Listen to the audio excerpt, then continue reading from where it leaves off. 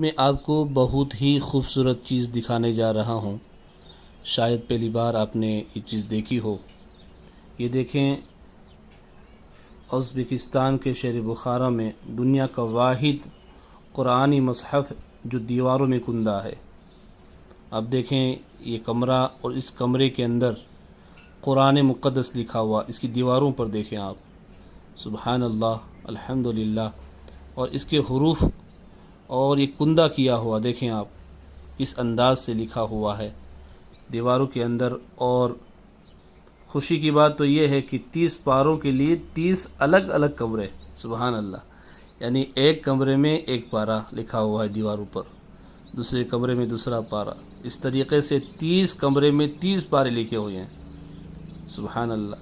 یہ ان کے منہ پر تماچا ہے جو قرآن مقدس کو مٹانے کی کوشش میں لگے ہیں، اور ان کو ایسا لگتا ہے کہ اگر ہم قرآن کو جلا دیں گے یا آیت کو ریموو کر دیں گے تو قرآن مٹ جائے گا۔